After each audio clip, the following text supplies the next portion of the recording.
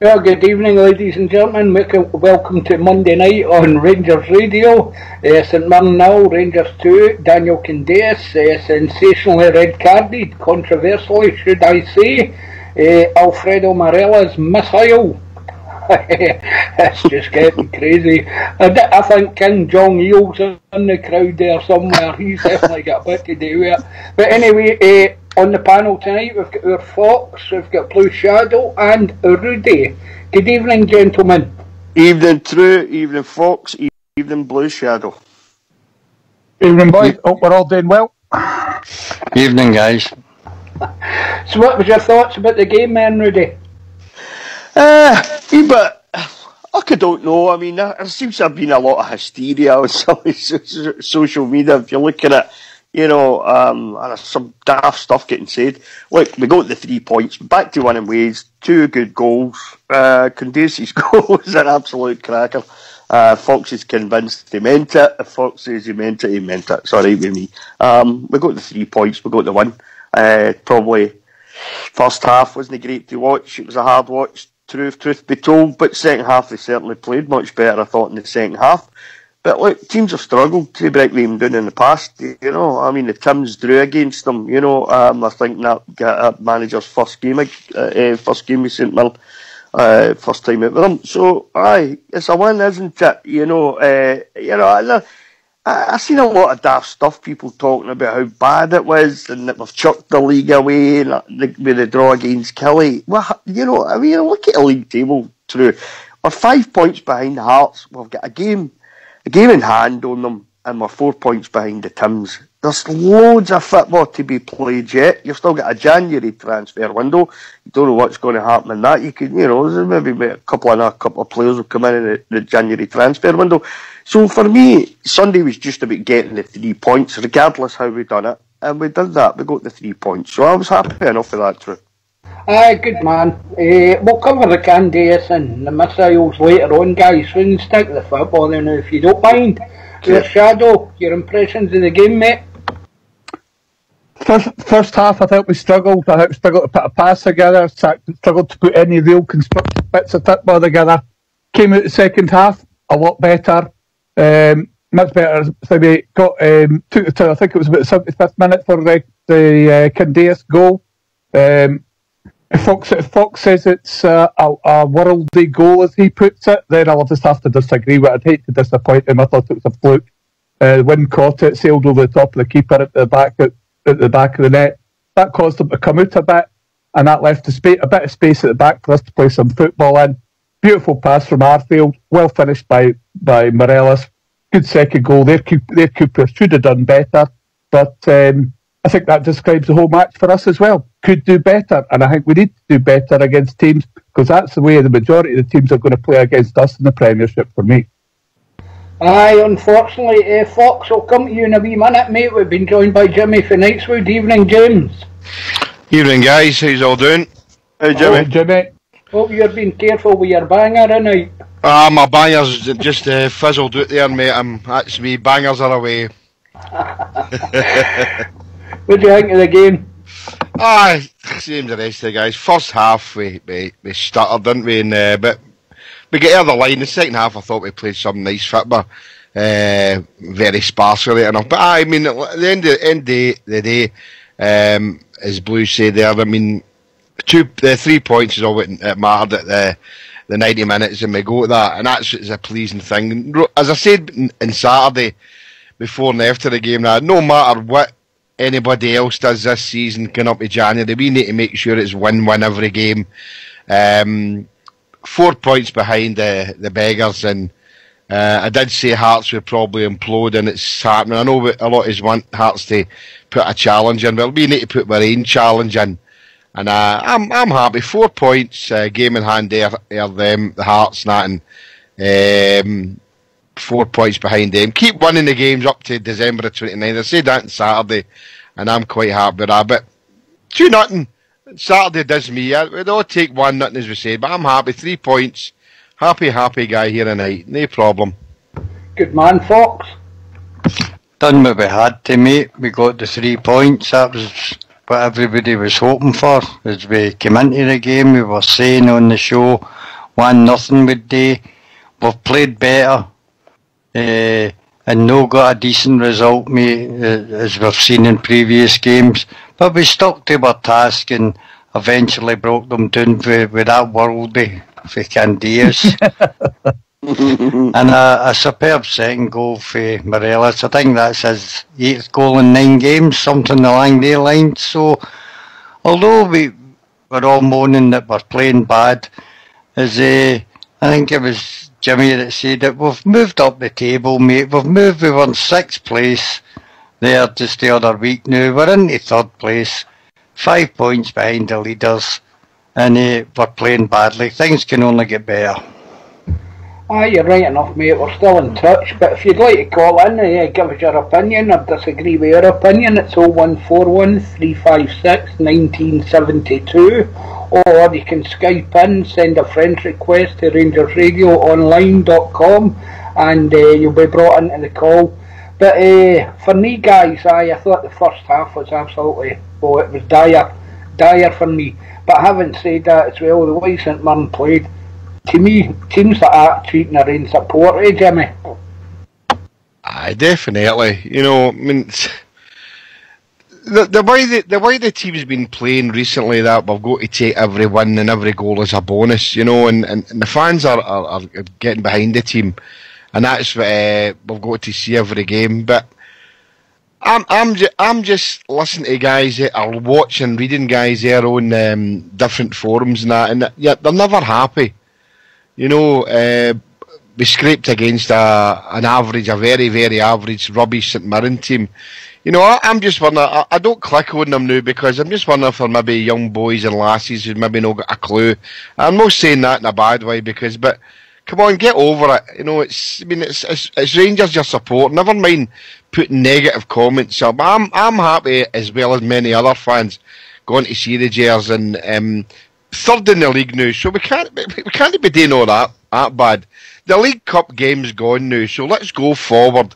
Look forward to Thursday and then Sunday, and let's have a wee break, which I'm not happy about having a break anyway, but let's move forward for it and stop all the negativity that's been spoke about. The thing is, mate, see me, you get a team like St Mirren who are getting hammered week in, week out. You know, they're only going to play one way, Rudy. That's the only one way they can play. They don't have the quality, they don't have the players to play any other way. And, you know, I mean, as far as teams putting 10 men behind the ball, you've only got maybe 3 teams in the league besides Rangers who'll come out and try and play football and attack. I mean, we saw what Aberdeen done in the semi-final. They've done the same thing, you know. So if they're going to do it, there's no real reason why St Mirren won't, you know. It's just something we need to... There's no lot. You can't expect these teams not to play like that. That's just how they're going to play, and you just have to deal with it through. You know, we need to find the quality. You know, passing's got to be better. I thought the passing in the first half at the weekend, I thought was shocking at times. I just thought I haven't got a clue what they're doing on the training field, but they need to get that sorted. But we need to find the quality, and we've got the quality there to do it. You know, they just need to find a way of doing it through, because this is not the only team. St Mirren are not the only team that's going to play like that when they come up against us, unfortunately. Absolutely, it would get football stoked. I couldn't watch that if I was a St Mirren fan. I couldn't watch that week in, week out. That would drive you to drink, that kind of football. So we just need to find a way through it, and we just need to put up with it through, unfortunately. Exactly. I mean, I take Jimmy's point on board and all, you know, but it's appalling, you know, that they're treating their own support, but I mean, quite rightly, mate, you're telling us there, you know, what we've already been saying. You know, we got way back to the Motherwell game, Livingston, you know, I know we've already mentioned this, but I think it's worth, you know, bearing it in mind. And we've got to learn to break through these teams, Shadow, eh? Well, it's not just got to learn to break through these teams, we've got to get some tactics that will work against this sort of opposition, because as I say, we're probably going to play games like that 30 times a season, maybe more. So we've got to work out a way of doing it, and we're 25 games into this season, and for me, it looks like this 4-3-3 system doesn't work too well against this a 10-man defence, for want of a better phrase. It seems to. I mean, if we hadn't got that goal again, you know, the Candias goal, would we got the second one? I'm not so sure. You know, Fox says it was a world day. I say it was luck. It doesn't matter which way it was. But I don't think we would have got anything if we hadn't got that first goal. So I think we need to put more. If they're going to have 10 men behind the ball, we've got to have more flair players on the pitch to do it. I think Gerrard needs to change his system and either go 3-5-2, 3-4-3, whichever way you want to look at it. We've got to get some more invention onto the pitch and get more bodies into the box to convert the chances when we get them. Foxy? I think the pool that was available to us on Saturday, I think we were quite adventurous and put some of our more creative players on the park. I think people are forgetting about the conditions. Conditions was a driving wind going into Rangers and heavy rain. Some of the passes were misplaced. I can understand that a wee bit. But we had our creative players on the park in the Jarry and Arfield. And I don't think there's anybody else in midfield that we've got at the moment are any more creative than they two. I thought Jack moved a bit better up the park as well. He also provided some forward momentum in some of the attacks. But as we keep going back to 10 men behind the ball is hard to break down. And we're not the only team that finds that. The Tims find that as well, mate, against some of these wee teams. And what we do is we eventually wear them down, get the break and get the goal. It was the same at Hamilton, where we ended up scoring 4. And we'll just have to suffer this, guys, until we do bring either better players in or these other players step up to the mark a bit more. The second half was completely different with the wind at our back. I thought we were very adventurous. We were in and about the box a lot better. We got midfielders into the box. We had good attempts on goals, missed a lot of chances. But we got our reward eventually with the 2 late goals. I'm happy with the result. Let's move on now the way other teams do. Stop looking back. The next game's on Thursday. Very, very hard game, and we'll move on to that next. You're talking about Arfield. Was it Arfield and Jack you're mentioning there, Fox, as being creative? I think we need more for the front men, Rudy. I think they've all got to contribute more. I mean, at the start of the season, we were getting goals for all over the pitch, Crew, you know. Midfield, Kent was scoring goals. Young Middleton scored in a couple of games. Candace chipped in with a couple. They've all got to chip in. I can't remember who it was there off the top of my head. I heard somebody say the other day that they're leaving too much to Morelos. They're expecting too much of him. I think that's possibly true.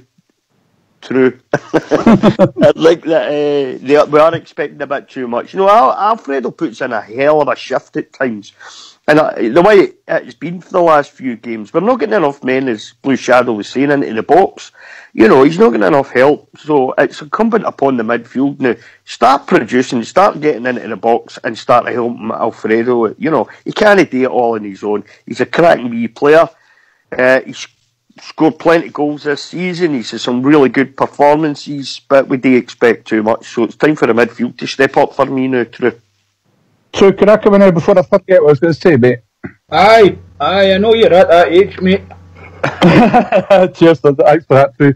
Right, that's about, you know, we picked the best players from what we've got. I'm sorry we didn't.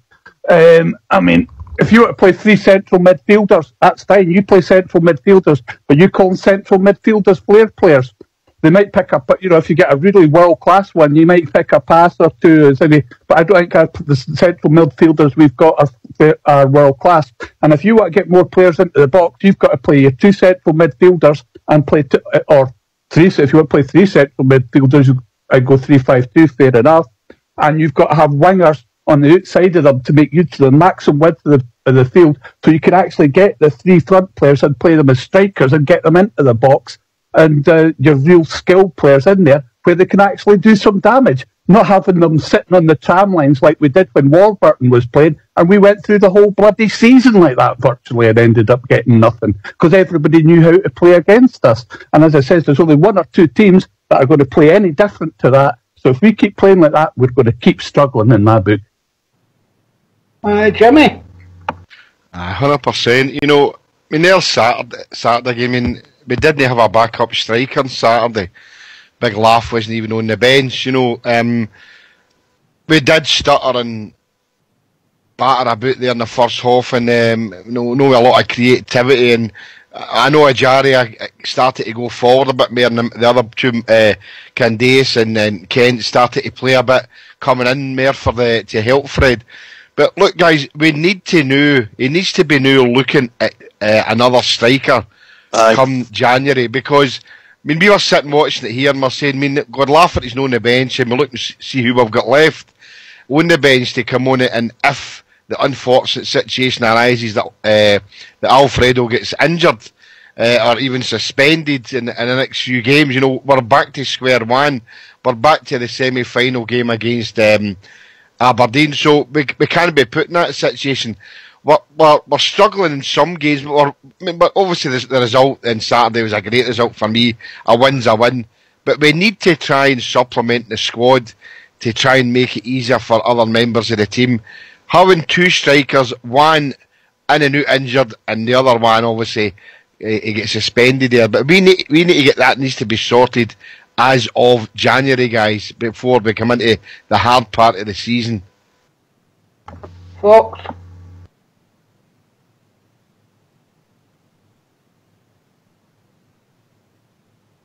Sorry about that. I was on mute there. I'm different, Fred. I've said it before. I don't think we need another striker. Well, it's not a priority for me come January, I should say. I think we need to get some physicality into the midfield, and there's no use having a lot of strikers if you can't get the ball to them. Take Morelos on Saturday. He created anything that was going forward for me. He got one decent chance and scored with it in the 92nd minute. Apart from that, I don't think there was a chance laid on for Morelos that I can think of. There may have been, but I must have forgot. It was the midfielders for me that were getting forward, and they missed most of the chances. The big stramash in the box was one notable wee passage of play where we couldn't hit the target for 8 and 10 yards out, mate. So I don't think a striker's a big priority for us. I think Lafferty was rested more than anything else on Saturday. Gerrard had said that he had a wee niggle, so he's left him out. But we could have then swapped Ersder into the middle if something would have happened to Alfredo. But I think we've just got to wait to see what January. Stick in there, keep in there to the January transfer window and see what comes to the club next, mate. I don't think there'll be a priority or a striker. That's only my opinion. Should we be playing one up against second bottom of the league, but Jimmy? No, I don't think so. I've said that for the start of the season, guys. No, teams like that, we should be going for them. But I mean, I don't agree with everything that Fox said there. You know, I'm not saying make a striker a priority, but I think we've got to have what we term as a safety net. You know, it's happened to us, you know, once this season, and it will happen again. You know, whether Lafferty was rested or no, if the gaffer thought that he could rest Lafferty and the proviso that Fred was going to come through the 90 minutes, but we struggled, you know, and I'm like yourself to it. If we hadn't get the worldly goal, I don't think we'd have scored another one. So we were struggling. I know Fred was getting very little service. He was trying his cell to get his cell into the game, but I still say that he's got to change the system some way. I'm for a 3-4-3 myself, but I don't think he'll change that in the coming weeks and months of the season. But it's not a priority, I think, Fox, for me. But I still think it's something that he should be looking at to bring in another striker to maybe obviously change. We've not got a poacher in there, you know. I like to see a wee poaching type striker. Fred's not like that. Fred's got a bit of finesse. His goal was a class goal. But I'm still thinking that we need a other striker in there. 3 strikers not necessarily to play with the three strikers, but three strikers there definitely in the squad. Shadow, why not enough for you? No, mate, certainly not against teams like that. Playing one up front. As I said, we're doing better than we did certainly in the Warburton area. But I think if we play one up front, we will continue to struggle against teams like that if they keep loading the defence up, because it's just one striker in there against two centre backs and possibly a defensive midfielder. How do you expect Fredo to get much out of it? He is getting something out of it now and again, and every credit to the man. And I totally agree with Jimmy. We need another striker, if nothing else, for competition. Make sure that these guys are up to the mark. And on top of which, we need to, if we can get the opportunity to get a game, and it's not happening at the minute. If we play well enough to get ahead, I want to see young Andy. I've said it a number of times. I want young Andy Dallas in there because he sent Zach Rudden and whoever else, and the lad we sent to Hardy, we sent to Livingston. They sent him out on loan, so he's the only real sort of youngest striker we've got. So we're going to have to try and get him into the first team. So we've got a bit of backup because Morelos is only one yellow card away for a booking, and so if he gets another booking, which he will do at some point, it's not going to happen. He's going to go through the rest of the season without another yellow card. And what Lafferty, this five stream gets worse or something. And that's us without a striker again, like Jimmy was on about. Can't happen, boys. Can't happen. Aye, we'll come back to Lafferty, but Rudy, why not enough for you? No, not really. Certainly not against teams like St Mirren. St Mirren's, the Dundees and stuff like that. We should be going out to absolutely batter these teams, and you can't do that, in my opinion, with one up front. I agree with Jimmy and Blue Shadow 100%. I certainly do think we need to bring in another forward, another striker in January if possible, as well, as we've all said, as well, if we can get our hands on a creative midfielder as well, that would be great too. But look at the position we got ourselves into. I mean, we've saw the refereeing, haven't we, in the last couple of days? Certainly, no. We know the standard of refereeing in this country. There's no way Alfie's going to go through the rest of the season without picking up another booking, because they use any excuse, it looks like, to send a Rangers player off. Simple as that, or book them at the very least. We left ourselves in the semi-final of the League Cup against the Sheep. We had to end up using Big Sadiq, which, we saw how that turned out. So for me, I think it is. I think it's necessary to bring in a striker in January, and at every opportunity I would play with two strikers. Obviously, depending on who we're playing against, tactics, where we're playing, home, way, all this kind of stuff. I'd certainly look at all that. But St Mirren, I don't see any reason why. I mean, they're woeful. They're absolutely woeful, St Mirren. They're dreadful. We should be going out there to batter teams like that. And in order to do that, I think you need two up front. Yourself, Fox, would you change the shape of the team and play two up front? No, not really. Why do we keep saying we've got one up front? We've got three up front. Because they don't get into the box quick enough to help out Alfredo Morelos, is not another striker isn't going to make the difference. Another striker makes us lopsided, mate. We've found that out when we've played Lafferty on the wing and hope he's going to get into the box. It doesn't work. I think it's up to our two wide men to get into the box. I mean, would you say one up front doesn't suit Celtic? They seem to be scoring a lot of goals. There's one up front in Liverpool who also play the same system, 4-3-3, where you've got two wingers that get into the box and scored goals. The lack of goals for our two wide men is our problem up front. No another striker for me. And Steven Gerrard will not change his system up until January at least. He's going to go with this system. I don't know why people keep thinking we can suddenly change everything to get two up front. If we get Lafferty into the side, we either need to lose a midfielder or a winger. And that's not going to happen because he's never even threatened to go three at the back bar one game, and that never worked either. But we also need a striker in January for cover. But what's he going to do, mate? What's he going to do? Sit on the bench? What was he going to do in the League Cup semi-final? He'd have been on the park, so he would have. Because Sadiq's hopeless. He'll be away come January. There's no way he's thinking about after January. So that leaves us with Lafferty and Morelos. And the way the refereeing is going in this country, one of the two are going to be missing again before the end of the season. You've got a long, hard season between December and May. Through winter, you're going to have suspensions, you're going to have injuries. We don't have it. We're too light up front, folks. So I can take your sorry there, mate.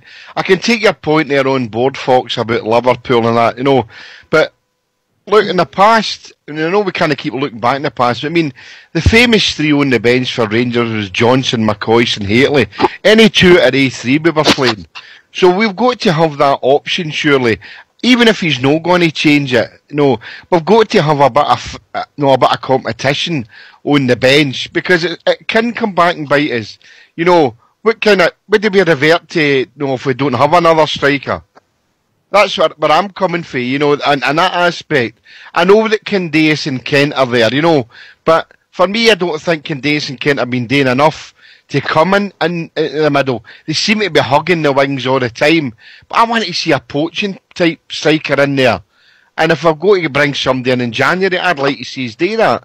Fred's doing well, but he's having to work harder than he should be working. So I think there should be somebody there with him. And I totally get your point about being lopsided, but we should still have another striker for competition. I know what you're saying about Liverpool now, but if you look at Liverpool's bench, they've maybe at least one other striker on the bench. We don't. And that's the big problem. It's come back and bite us in the last couple of weeks. Aye, but we've joined by Cushy. Evening, Cushy, how you doing? Ethan James, Charlie. Cushy. What's in your mind tonight, Cush? I was just listening to the attacking options, and I think one of the issues that we've had is since we've sold Windass and bought Lafferty in his place, the issue is that we actually, although they scored roughly the same amount of goals last season for their respective teams, the issue is that we don't actually play Lafferty at the same time as Morelos. So, unlike last season when Windass started a lot against Morelos. So we've lost that, I think it's 12, 13 goals that Lafferty and Windass scored last season. But we've not put anybody in the team that's actually going to replace those goals. So we're really, really dependent on Morelos at the moment to actually bang us a few, because the guys who are playing, the likes of Kent and Candace, I don't know what Kent is, because we've only really seen him obviously since the start of the season, but Candace looks as if he's never been a prolific scorer, and Kent has started. He's certainly got his name in the team sheet now, but it doesn't look as if he's going to. I don't think he looks like a boy that's going to give us 13 goals a season. I'm not advocating to bring back Josh Windass. All I'm trying to say is that we let him go. We bought in a replacement for him, but we don't play that replacement. So those 12, 13 goals have just simply disappeared from the roster. I'm just wondering how we're going to, who in the team at the moment is actually going to replace those goals, unless we change the system and bring someone in that is going to be able to put the ball in it. Well, the argument Steven Gerrard made was he played with Mar Sadiq, so he didn't need to change the system. The rest of the team could, play the same system they have been playing. But it's a strange one for me. Do you want to come in? Well, I'll come in, mate. As they say, if we play Lafferty on that left-hand side, I know he played it at Hearts, but when we played Lafferty on that left-hand side, it was just an empty jersey for me. Total waste of time. You've got to get him way much closer up to Morelos, so Morelos can get knockdowns off him and stuff like that when the ball comes into the box from somebody else. And if you look at it, the only other place that we're getting crosses really coming into the box would be from Barisic when he's fit, and Tavernier on the other side. We're not getting crosses coming into the box from our midfielders. So if we want to play Lafferty, we're going to have to change the shape of the team. Otherwise, we're going to end up with the same situation we've got at the minute. And to me, it's getting a little bit worrying, because this is starting to smack of stubbornness, and we've had this one before. If he is point blank refusing to change the system, even when it's not working, that just sounds like, if plan A is not working, do plan A better.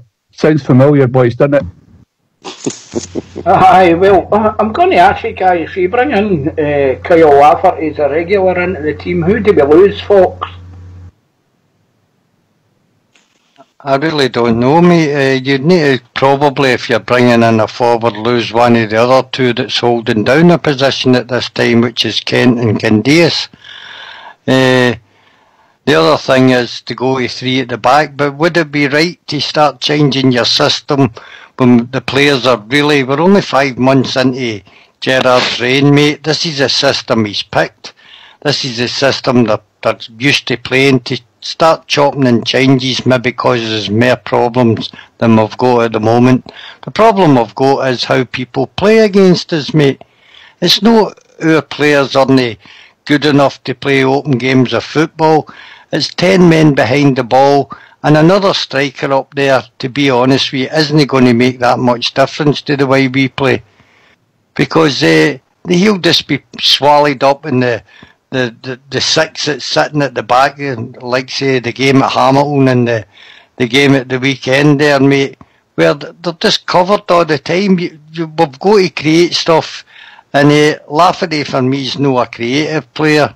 As I say, the only way to do that is to go 3-5-2, and I don't think that's going to be changed during at this present time, unless they do it during the international break, which I doubt, but I think Gerrard's going to stick with the 4-3-3 and each transfer window improve the quality of the players that's playing in these positions. Rudy? Aye, I think Fox is right. I think he will stick with the 4-3-3. You'll probably see the 4-5-1 against Spartak on Thursday night. I think as it stands just now, I don't really think you've got the players to play any other system. I don't think we can play three at the back. I think we've seen that against, I think, was it Motherwell, wasn't it? I mean, that was a disaster. So, for me, I just think he's got to go with what he's got to do. I don't particularly like it at times. I don't like watching it at times, certainly not in the last few games. I don't think we've played well for, I don't know, maybe 4 games now or something like that. We've played well in wee spells in games. We're certainly the better team against Aberdeen, but it's as Fox says, the whole problem is teams are putting 10 men behind the ball, and it looks to me like it's a quality issue more than anything else, you know? It looks to me like we don't really have the players that are confident enough and maybe don't have enough quality to break these teams down. You know, I mean, I don't think teams like St Mirren play any different against us than they do against the Tims, for instance. You know what I mean? I don't think there's much of a difference there the way teams play concerning both. But to me, we just don't really have the players yet. And I hope that'll change in January and, you know, preceding transfer windows. But right now, we've got good players. Will he change the system? Don't see it. I don't think he will. I think he'll persist with this for a while yet. See what happens in January as far as that goes, you know. But sometimes when I've watched him in the last few games, it just looks to me, especially the first half against St Mirren, I thought it was a dreadful performance in that first half, so I did. They looked to me like a team that had lacked confidence and didn't have any ideas, you know, going forward. There was a lot of sideway passing, you know, passing the ball back away, all that kind of stuff. And that's not a team that's bursting with confidence. A team bursting with confidence gets forward in numbers. And we're not getting forward in numbers. We're not getting forward at pace. It was a really pedestrian pace in the first half on Saturday. They certainly upped the pace a wee bit in the second half. But that's the problem for me, I think it's more down to quality than anything else. True. Jimmy? With Fox, a lot of things Fox here says right, and I don't think he'll change it either. But you've got to remember, I mean, I know I'm banging the drum here all the time, you know, but the game against their United, because they gave Fred a rest, so we should have had another striker in there and to supplement that. And that's what I'm talking about. Rangers teams going by have had decent strikers and backup, and we don't seem to have that. Why? Maybe he's stubborn enough to think, well, I can cope with these two guys I've got. I mean, Lafferty should never have been brought in if he couldn't play in a cup tie. That was sticking out like a sore thumb. He brings in Lafferty, and he's still only got one striker, and we're playing in cup games, and he's cup tied. What I'm talking about is, I mean, if Fred goes on there and bangs in a hat trick, you'd like to see him come off and get rested for the next game. Who's he going to put on? Is he just going to put somebody on and shut up shop? I don't go to see Ibis to see Rangers shut up shop 1-3 nothing. I want to see them win 5-6-7 nothing. I'm greedy like everybody else, so I still think having another striker in the pool would supplement and enhance guys like Fred, who honestly he knows he's guaranteed a game. His first name on the sheet. That's complacency. He's got to bring in another striker and a creative midfielder as well in January. But for me, I think it's a silly situation to be in to only have him and Lafferty as our main strikers when we should have 8 other. That's the way but I still don't think he'll change it, although I think he should try and change it to maybe a 3-5-2. I don't see him do that because I don't know if it's a stubborn thing where it might be, but I don't think he'll change it. Certainly not before January, but I certainly would like to see it, guys. Kishy? I don't think it will change the system. Certainly not the point I was making earlier, because I don't think it will change the system. It's a system essentially that's been working for us since he came in. So I don't think he's going to change it unless he gets better manpower that can actually control the midfield with 4 people in it, and we can actually go something like a 4-4-2. I don't think we've got a good enough midfield for that at the moment. So I think he'll stick with exactly what he's doing at the moment, and I don't think it's all doom and gloom. I think there's been a narrative over the last couple of weeks that we've not been breaking teams down and we've been failing to create chances, but even against the Aberdeen game, Koulibaly missed an absolute sitter from a corner, literally a yard out, and all he had to do was stick it in the net. And it does that. That's a completely different game. And even against St Mirren, we had a couple of chances, the big kind of stramashes everybody's been calling about, where we failed, where almost everybody in the team failed to put the ball in the net, and the Goldson header, and you couple that with the likes of the Sadiq penalty even in the Aberdeen game, plus the Koulibaly chance. I think we're creating chances, and we don't create a huge amount of chances, but we're still creating chances, and the chances we create are actually very, very good chances. But we've missed them, and we've missed them at times in the game where if we'd scored them, it would be the game itself and the entire game would be far, far different. And so I don't think it's all doom and gloom. I don't really buy into the narrative that was even from Andy Walker and Sky Sports on Sunday that we've basically stopped creating chances or stopped breaking teams down. I don't think that's the case. I think we're not creating a huge amount of chances, but the ones that we create are actually very good chances. And if the guys that actually were on the end of them stuck the ball in the net, the games themselves would be far, far easier games for us to watch as supporters. And I think we would go on then to score, 2 or 3, what the caller was saying there, and it wouldn't just be kind of scraping by and getting our second goal in the 4th minute injury time and things like that. So I don't think we are playing quite as negatively as some people are saying, and certainly the press have been saying about it. As I'm quite. We've had a slight dip in our form, I think, but that's about it. I have to say I completely didn't see the Kilmarnock game at all, and I've not seen any bit of it, so I don't really know what happened there. But as I say, for the Aberdeen in the St Mirren game, I still think we're creating good chances, but we just don't seem to put even absolute sitters into the net. And that Goldson scores that header, for example, against the St Mirren game, and that was in about 60-minute mark. The last 30 minutes for us would have been a cakewalk. I think would have been 3 or 4 nothing.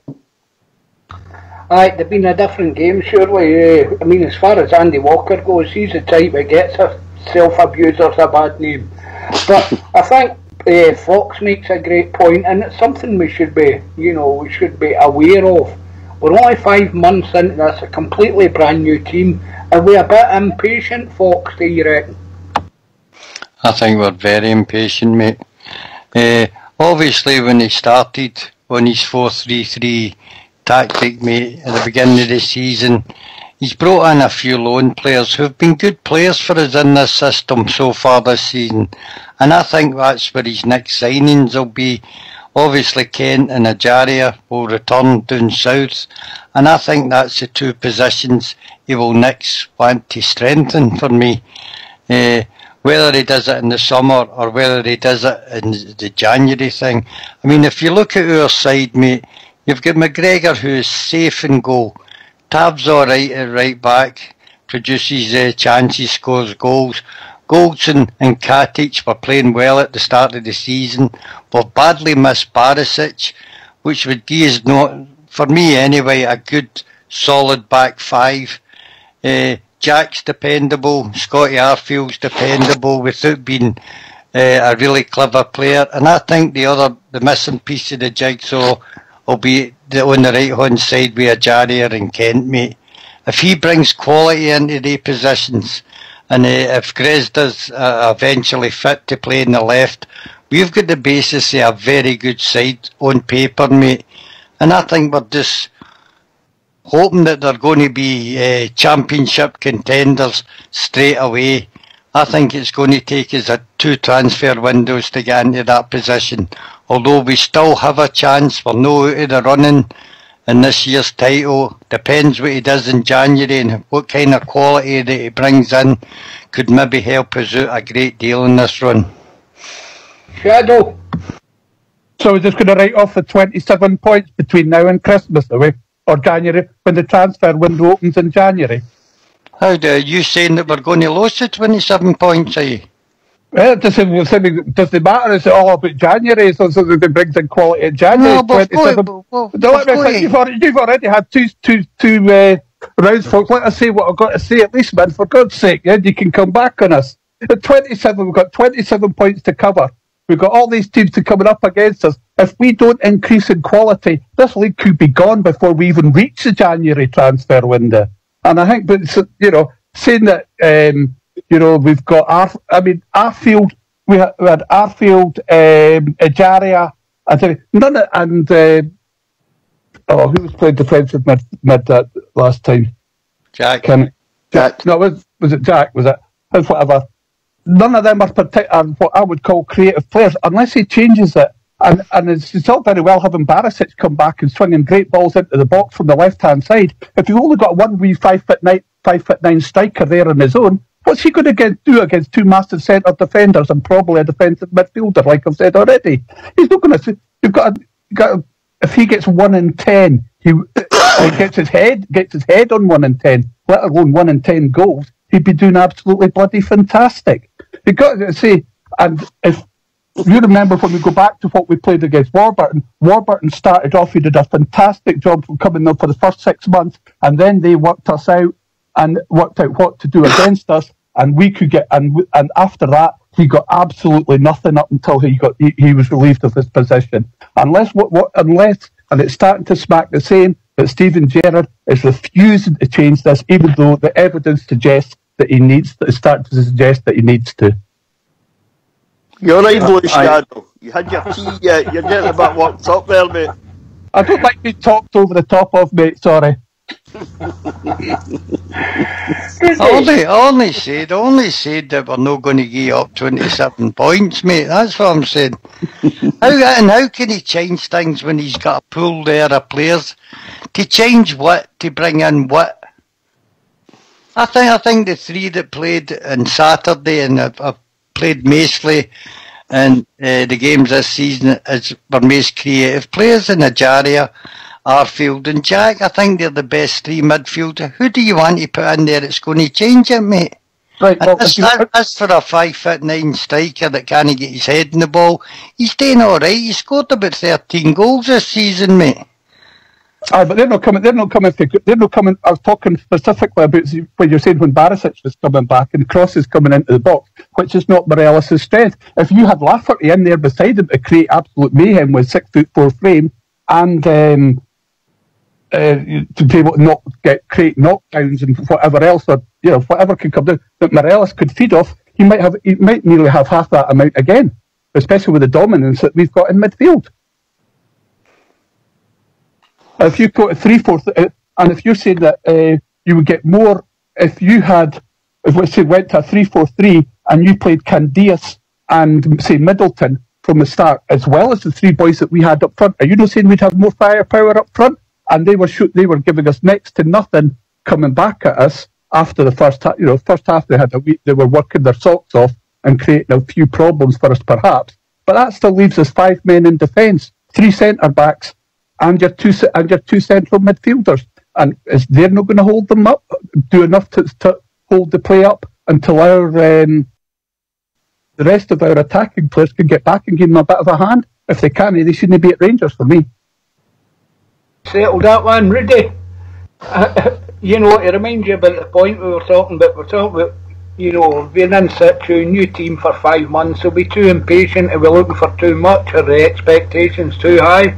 I think so. Look, he brought in something like, what was it, about 14 players, 15 players, something like that. I can't mind exactly. And I think he shipped about 24 out the door, whether they were sold or on loans, whatever. But there's about 20 odd going out, 14, 15 came in. He's been there since June, we haven't even got to January yet, and there's all sorts of rumblings going on. We're 5 points behind the Hearts. We've got a game in hand. We're 4 behind the Tims. There's loads of football to be played yet. We haven't lost a game in the Europa League. But for me, the blow, what it really comes down to true is, see, we'd have beat Aberdeen in the semi-final of the League Cup, none of this would be happening. That was the blow. That was what got everybody's back up, was the loss to Aberdeen. The fact that we couldn't beat Aberdeen in the semi-final of the League Cup to get into a cup final. That was really, really disappointing. Because even on the day, we were still the better team. We just couldn't score on the day. And didn't look like scoring, in my opinion, either. And that's been a wee bit of a problem. But if you'd said to me we'd get to this point in the season, only 4 points and 5 points behind the two teams in front of us with a game in hand, it's still in the Europa League. We had an excellent chance of getting into the last 32, depending on what happens, obviously. In the next 3 games in the Europa League. I had a bit in your handle for this at the start of the season, Ox, and it's true. But it's expectation, like you say. We want everything, and we want it quickly, and we want it now. We want it tomorrow. We want it the day. We want it quickly. But it doesn't work like that. That's not how it works, Steven Gerrard's been brought in for the long term. There's transfer windows in January and next summer. The team will be strengthened. Better quality will be brought in, more money will be spent in the team, So, yeah, it's about expectation. But I think possibly we're expecting a bit too much, a wee bit too quickly. Jimmy? Aye, we are expecting too much too quickly. We're all impatient. A lot of the things there that Rudy says, 100%. The League Cup semi-final, we were on a downer. But, what gets me, I mean, Stevie Gerrard picks a team, as we all know, but for the life of me, I can't believe that he's still playing a guy like Worrell and one of our own Katic. He's not getting a game. What is he doing on the bench? If he's not on the bench, he must be fit enough to take some part. So he's got to take blame for the selection and the way the team's playing. And it's not a mump and moan, I think it was Shadow said there, no. Under Warburton, we started really well in a lot of games and the stat man decided to go down other routes. And I'm impatient. I'm an impatient Gers fan like everybody. But I still think there's a need for a change. And he shouldn't, if it's stubbornness on his part, then please don't be like that. Let's see how far we can take Rangers. I'm quite pleased if he's going to be here for the 4 years and beyond. But I'd like to see some sort of change. I'm an impatient Rangers man. I want to see us win trophies, obviously. Can we win the championship this year? Certainly we can. Because we're not out it. But he needs to try and do something to help the rest of the squad. And a lot of the points that Fox made there about the personnel we've got is right. But I would still like to see that personnel enhanced. And I would still like to see him change some sort of system to get us to look a wee bit more attractive on the eye and win games instead of scraping through games. We know what teams like St Mirren and Motherwell and Kilmarnock to us, they're just going to come and put the 10 behind the ball. And it is rubbish to watch. And it is up to us to try and break it down. Do we have the creative players to break it down? Yes, we do. but they don't seem to be playing to their potential. So that's up to the manager to do that. Yeah, impatient blue nose I am. But as I've always said, onwards and upwards, and let's see where it takes us, guys. Yourself, Cushy, eventually I got to you. You wakened? I'm still here. Yeah, I just don't see how the managers get any breathing space to make any changes. You know, we're in just the end of October, and we were having, it was already, you know, must win. It was must win games we've got and things like that. You know, I think. You know, you're looking at that, and there's few and far between games where I think he could possibly have changed it. Certainly the Ayr game where he did, and I think he'd done it in Motherwell, where I probably wouldn't have actually changed it in that game. But there's an element of hindsight there, you know. But you know, but as the lads have said, you know, we're an impatient support. There's very, very little breathing space for a manager to come in and actually try something different in the season, simply because of the fact that other teams in the league, namely Celtic, have got a fixed system and, you know, are picking up the points week in, week out. And if we change the system and something doesn't work, we've dropped more points again. So I can see exactly why Gerrard would stick to the system that has, you know, it's worked pretty well since he's come in, and the chances are he's probably going to beat the team that is up against us on any given Saturday with it. You know, so I feel a little bit for him. You know, I would like to see us do some changes. I just don't see when, given the nature of the beast, when we can actually make some of the changes. You know, but you know, it's just a reflection of that. I think of the fact that, you know, we're as a support, we have historically been used to success and beating these teams relatively easily, and it's you know, but again, we're just in a position that I don't think we can really afford to, with the quality of people we've got, particularly in midfield at the moment, to start shuffling about the system, because we simply can't afford for it to fail even once, and then would be even further behind in the league. You know, so it's a struggle for them. You know, that's kind of what pre-season friendlies are for. You know, but as I say, every game's a must-win game for us at the moment. I said a few weeks back, as soon as we qualify for the group stages of this, I would have rather seen us not really look to get out of the group and look to rest some players. You know, and maybe that was his chance, maybe to do a different formation in games that, while they'd been massively competitive games, but, you know, they don't really mean it as much in the long run, you know. But when you look at the finances that the club recently released and the loss that we recently released, you can see how actually important that this Europa run is to the club, given the money that they make. So even picking up another point, or another 3 points, and getting out the group stage is massively important to the club moving forward in terms of the finances. So every game's a must win. When do you change the system? You know, it's a conundrum. A few good points there, mate. You know, I think we all recognised on here that the Europa League was more about the financial reward that would bring to the club, and that's fair enough. You know, when you're talking historically what we've expected and everything else, I think there's, you know, in the last 6 years what we've all suffered, I think we're just desperate to get our hands in a bit of silverware again, folks, and see a Rangers captain holding a trophy up. And I think every time, you know, we hit a bump, or, you know, as we did get knocked out the cup with Aberdeen, I think it's really hard to take, because we're all so hyped up for getting a trophy again back in the room, eh? I agree that's important. It's important for the club to win a trophy. It's more important to the fans. But we just can't expect to win these things, mate. We haven't got the same sort of calibre of players as them across the city at this present time. We've got to make do with what we've got, and the only way I see is changing tactics is changing the midfield. I think at Ibrox we should have our Mace Flair players that we've got on our books playing in the midfield, but there is times I think Gerrard has made mistakes. Is when we go away from home, maybe we should have our defensive midfielders in there to strengthen up the midfield. And that's the only tactical change that I can see is making. If we go to 3 at the back, mate, we lose Taverner, we lose Barisic. And unless you're going to drop the front 2 and move them further up the park, he hasn't got a great deal of choice. It was a squad that was knocked together, well picked out for me with Mark Allen and Steven Gerrard to do a job in the league.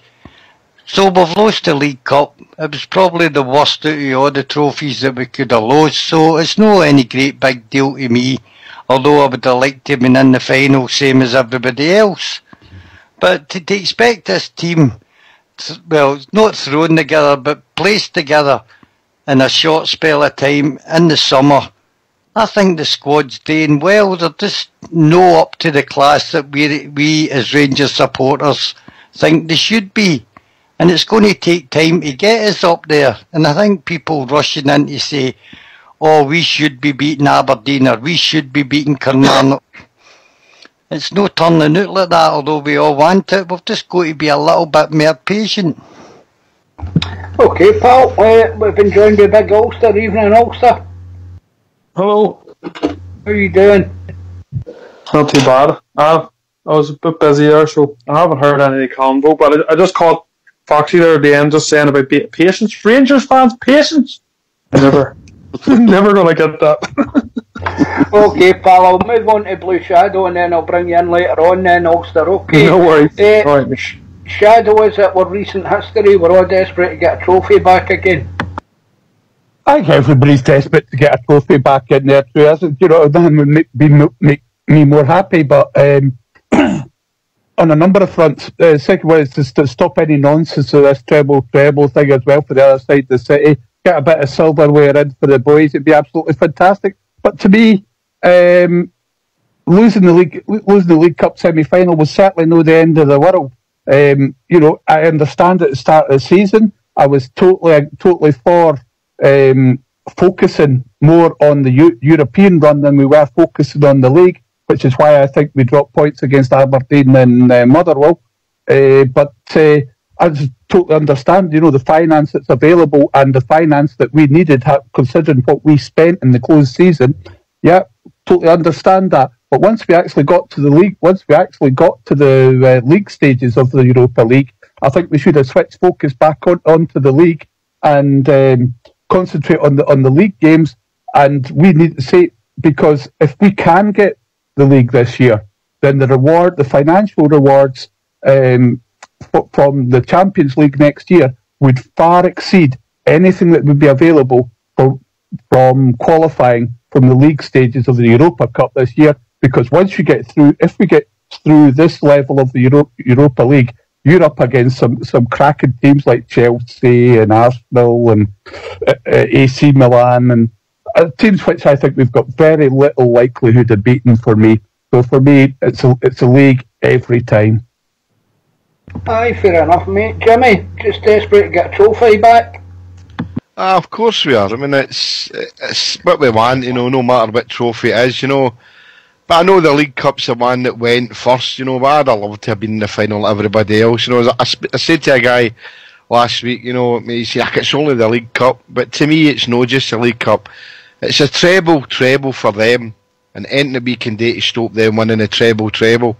But it's only, it's a Diddy Cup, he says to me. But as I said, it's a Diddy Cup when they win it. They don't win it, but it's not a Diddy Cup for anybody else, you know. So, for me, every trophy counts. If we didn't get the League Cup, I'm hoping we can get the Scottish Cup. And as I've said before, yep, very, very important for the Championship, and I'd love to see us win it like everybody else. But yep, we need a trophy of some sort this season. Definitely need some silverware. Good shit. I don't think there's any Diddy Cups for Rangers at the moment. You know, it's been so long since we've had any silverware that I don't see any of them as Diddy Cups. I'd have taken any piece of silverware this year. You know, I'd have certainly taken the final for a start, because you've got to win it to win it, and we weren't. You know, so So it's just it's just one of those things that I didn't buy into the narrative that Derek McInnes had done one over on us, because I felt his tactics were just essentially St Mum's tactics, and they put in one piece of quality the whole game. So I didn't buy into that at all. But they're there, we're not, and that's the disappointing thing about it. But there's no, for us, there should be no Diddy Cups, because we have got to get some silverware, and we've got to do it. And let's be frank, if you're looking from a Steven Gerrard keeping his job perspective, if things to where to go pear-shaped in the league, and he had picked up any piece of silverware, then everybody would look back and look at that as complete success for a rookie manager. So no, there's no Diddy Cups for Rangers until we actually start winning them on a regular basis.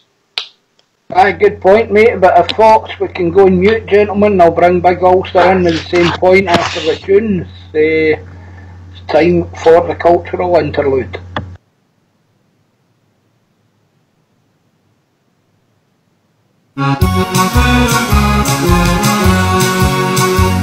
How many years ago, my boys, I left old Glasgow town. I followed the pull of the Yankee land and here I'm settled down. Although I meant for Bridgeton Cross and my friends so near and dear, but I would give if I could have the Rangers over here. Singing talk of California where the sun shines all the year. Singing Bama about your Broadway light so clear. But it would fill my heart with gladness, it would fill my heart with cheer, if we only had the Rangers over here.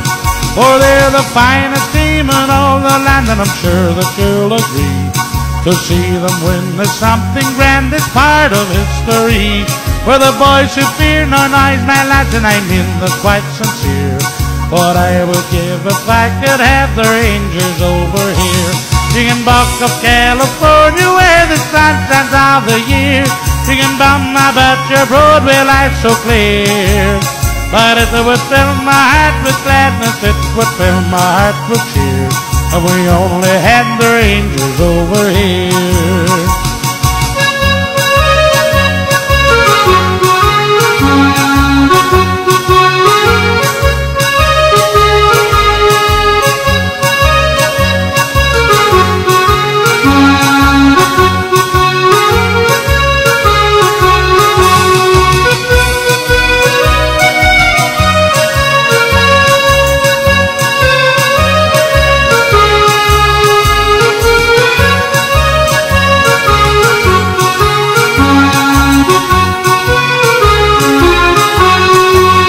For they're the finest team in all the land, and I'm sure that you'll agree.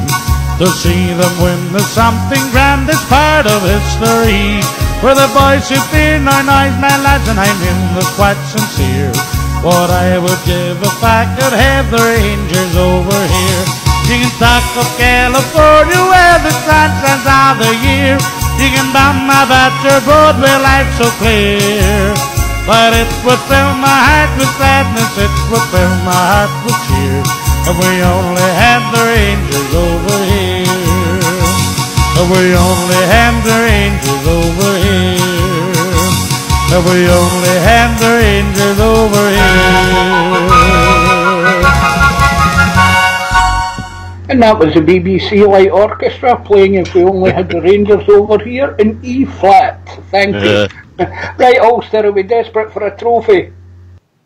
Yes, definitely, mate. It's been way too long for a trophy for a club besides the Rangers, so I think we're desperate. Well, everyone's desperate for a trophy, but it's not as if I wouldn't put it as in, if we don't win anything this year, throw everything away and start again. It depends how we get on, but if we can show progress in the league and get as close as we can, make a bit of a fight out of it for as long as possible, I'll take us winning it. But if we do that, even do that much, I'll look at that as a success, but I would prefer us to win something. But it depends how we go, As long as we just have to really get our form away from home and just get it. I know we won against St Mirren, which is great. In the end we got the result, so hopefully I can kick us on through and we can give the best fight we can in the league and the next cup.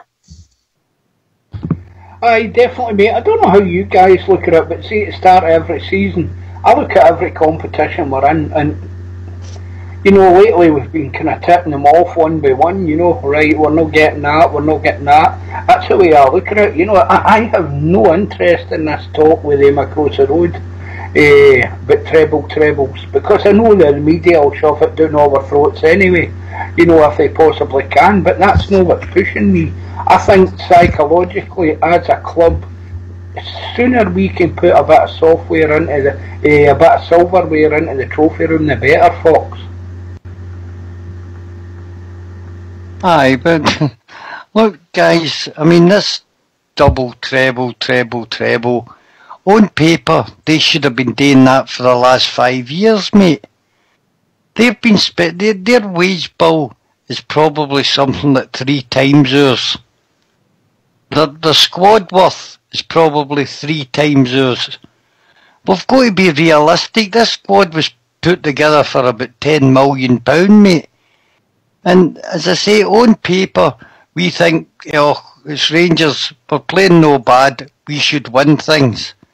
But, I mean, it's like, for me, it's like betting, mate. If you're going to put somebody, a really dear racehorse against a selling player, I'm not saying that Rangers are selling player, but you'll get the idea of what I mean. The class horse will win 9 times, or probably 10 times out of 10. They have bought the league for the last few years, mate. And we're trying to catch up. We're trying to fix our club at the same time, spend money on it, day it up, bring it back to where it was. We've had to put a whole new scouting system, a whole backroom staff. And unfortunately, we haven't got the capital at this present time to go out and spend £5-6 million on players. And that's when we'll close the gap for me, when we start to pay money for quality. And we can hope all we want that we'll be there at the end of the season, but unless we get quality in, I don't think we're going to challenge them, mate. And I know that'll not go down well, but that's the facts of life. Money wins you titles. Okay, pal, you've maybe read me wrong a wee bit there. What I'm basically saying is, if we could win a trophy of some sorts, sooner obviously rather than later, but we've got to be realistic about that as well, as you're pointing out. I would say we'd have a better chance of winning a cup than we have the league this year, mate. That is my honest opinion. Aye. But the thing for me is, I think once we win a trophy, we'll see a different Rangers and a different attitude. Blue Shadow. Oh, I mean, I think everybody, in fact, I'm sure everybody hopes we win a trophy this year. I'd love to win. The Scottish Cup would be absolutely fantastic. But I'm just glad we didn't play football on paper, because you'd be sliding around your arse worse than we do have some of the players already. But I just didn't see where this fantastic, wonderful Celtic squad comes from. It's sort of like, who's it? Rogic? It's bloody shite. There's some tiny tears on the other side. Or this £30 million fullback. You get anybody that goes at that laddie, he's rubbish defensively. And that's what we need to do, is find someone within with the players within themselves to find someone to go out there and win the ball, make the ball theirs. Doesn't matter who else gets them, because they're not fantastic. Mayfair, that Edouard, how much they pay for him? £8 million or something. He's no better. Certainly no better than Fredo. For me, I think Fredo's a far better player than he is. So, I'm just going to believe in ourselves. You believe in ourselves before anybody else will, and we can go out and beat them and get at least a cup off them. And I want us to be well within. I'd prefer us to be within 5 points of them at the end of the season, preferably 5 points in front of them. Okay, mate. Jimmy. I mean, if we win the League Cup, that'd have been the catalyst for us. I think we'd have motored on for, and I think it gave the team confidence. I don't know if Cushy picked me up. I didn't say we should play for a Diddy Cup. It wasn't me that called it a Diddy Cup. It's just that some Rangers fans, because we didn't win it or we're not competing in the final, they class it as a Diddy Cup. But no, me, any cup's a good cup for Rangers to win. And I think, like everybody else, I was desperate to get into the cup final, and I wanted to play them in the cup final, the beggars. And And that, no, the treble does mean a lot to me personally. And that, no, I know what you're saying there, True, but no, I don't want them to do the treble, obviously, but to even win the League Cup this season and stop them doing that would have been great. But it'd probably be the motored after that. That gave us vast confidence. We know we have got a fair team there. It's just as was said before, gelling together. But we'll go forward. The European games are a distraction, but it's a monetary distraction for us. Financially, it's good for us. But we'll take whatever's thrown at us and see what the Scottish Cup draw gives us in December, and we'll take it for there. But I mean, as Fox says there, you know, money does buy titles, and it's been proved because we did it, didn't we? We bought some fantastic players there the years that no other teams could afford in Scotland and even in Britain. Put it that way, and we went on to win the leagues quite comfortably and trebles quite comfortably. So, money talks and bullshit, as they say, walks. So, let's see what happens in the next tournament that we're in, the Scottish Cup. If we can win that, be great. League again would be great, but we need a trophy quickly to get the team gelling and going forward. And the fans are with them, but it'll not take long. No, be me right enough, but it'll not take long for some fickle fans to start moaning for the stands, and it is happening now. It's not happening a lot, but it is happening now. I says that to you last week. Some of the guys round about me should be embarrassed of themselves. Some of the comments I'm making towards the team.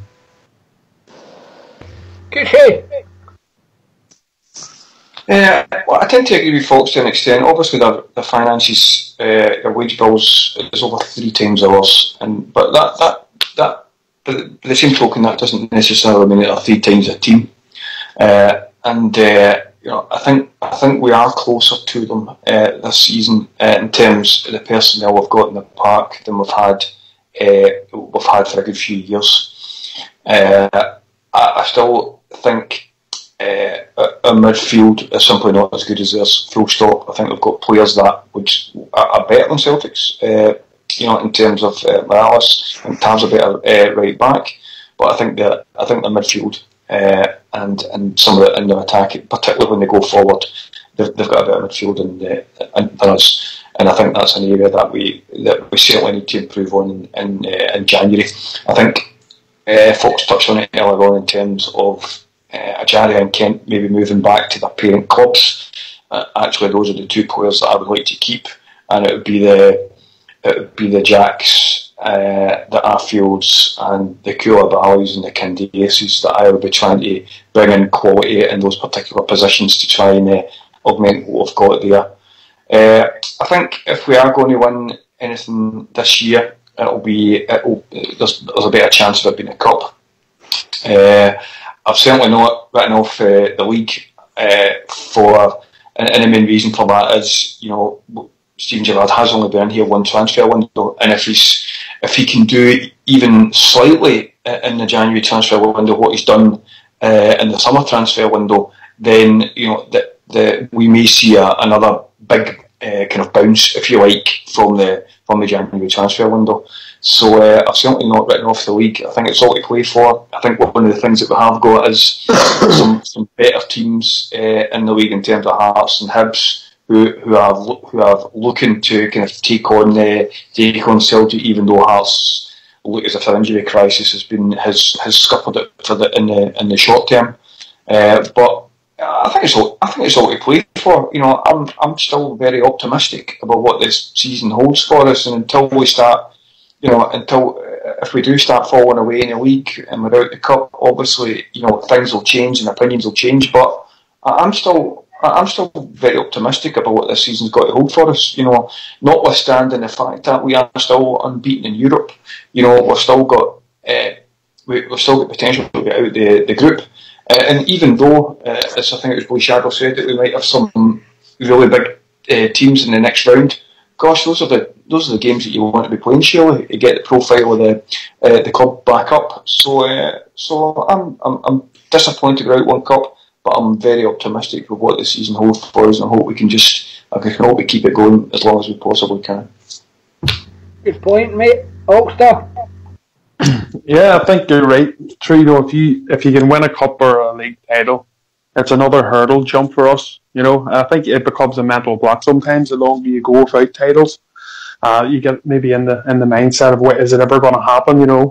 That kind of thing. So if we could win the Scottish Cup this season, I think it's something that gives the team, gives the management staff, the whole club a bit of a lift, that would get you back into that, getting the taste for winning trophies again and what it's like celebrating winning, etc. And that could help the squad with experience. As everybody else has already alluded to, we all want the league. That's the main thing we want. But being realistic, I think if we're going to win anything, it would be the Scottish Cup, because it's obviously going by one-off games. But I'll take anything. But I think if the sooner the better we can get silverware, no matter what that is, into the club, hopefully that'll give everybody the taste for it again, and we can start jumping the hurdles and getting ourselves back to where we belong. I think what's happening now, mate, is there's a bit of realism coming in. Our expectations were, through the ceiling when we, with the decent result in Villarreal. Basically in the Europa League, some of the results we've had there, it's not been so good domestically, but we keep saying it, we're still in touch, we're still well in touch, we're still well capable. And I agree with yourselves, guys, some of you are talking about, we've got to stay in touch in the league and do better than we did last year. But I've no doubt that Steven Gerrard will get, and I was reading today, they had scouts at the Athens derby, so they're obviously looking right now, and I'm sure Steven Gerrard's acutely aware of where he needs to strengthen folks, Hi, I think he's aware of where he needs to strengthen, mate, and to be honest, looking at our side, there's quite a lot of positions we could strengthen in. I think the two best positions we've got at present are striker and goalkeeper at the moment. If MD out of the rest of that side was to move on and somebody to take their place, I don't think I would be too upset about it. What else can you say, mate? I just came back round to the same thing, that we need better quality, and quality costs money, and we need to earn that money through the Europa League, or the board members are going to come up with money to buy that quality in. But that's the way we'll have to wait and see what happens. I don't think as things stand true, if I was being dead honest, I don't think the league programme, we've got just quite enough at this present time to win the league. I'm only asking the questions, folks. I try and keep my opinions to myself, but there you go. Shadow, you think Stevie G's acutely aware of where he needs to strengthen the team? I'm sure he has, and it won't just be him, will it? It'll be a number of people. Mark Allen, and I'm sure Gary McAllister's opinion will be sought, and several others as to what players we need to bring in. For me, as I say, we need a striker, we need another midfielder who has got a bit of attacking flair about him. We could also do with that, if we could, finding the money for it will be difficult, but we could also do with a player like, like a two-guy almost, somebody who could sit and pick the passes, and I'm not on about just 10, 15 yards, I'm on about 20, 30-yard passes when he needs to, and, basically just sit, he chooses the weaponry, he chooses the pass that sets the weaponry going, and players in the right positions. And I do agree with Fox, there are places all over the pitch which we certainly need to strengthen, though we probably would disagree on which ones we would go for first. Or what's available. Apologise to Rudy Bear. I think I missed him in the last round here, and we've lost him off the call. So if you want to call back in, Rudy. Jimmy. Yeah. Just before I go, I forgot to thing, mate. I was at the Rangers tour yesterday, and I got a big mention for John Gallagher. He was the tour guide. If you remember, his mammy was Tiny Gallagher, wee Mary. She's unwell, so he said he would listen tonight. So hope you're keeping well, John. Anyway, I think the gaffer obviously does know who that he's looking to bring in through. But at this moment, we need 5 players coming in for next season because we've got 5 low-knee players. How many of these players are we going to manage to keep, or how many do we want to keep for next season? So he obviously knows what he needs, and he obviously has to go and look quickly. Because out of that 5 I've got the new, I would probably keep 1, and that'd be about it. So he's got a big job in his hands. But obviously he does know what we need, I would think so anyway. But definitely, I still say we need a definite striker to enhance the squad, and a creative midfielder, and whatever else he can manage to bring in to supplement and help the team that's for going forward next season. But there's 5 loanies there that all played in the cup semi-final. How many of them are going to be there next season, guys? Aye, but we've been joined with Big George. Cushy, I'll come to you. I'll get George's saying, then come to you, mate. George, evening. How you doing, boy? You alright? Aye, good, mate. Yourself? George. Hi. Aye, I'm going to sound like a broken record again, true. I was on here last week, and I'll say it, but Ken, we're no world beaters. I can, we're no world beaters, true, and that's what I said last week as well. But if you look at that league table, in my opinion, we've not had a great start to the season. We've not had a great to the league season. We're 5 points behind the team at the top of the league with a game in hand. Folk are talking about us struggling against St Mirren at the weekend. St Mirren really haven't had the tanking this year, this season. They've not won a game. I think they've took 1 point at one point against the Beggar or something like that. But they've not really had a tanking. We got two goals against them on Saturday there, 3 points.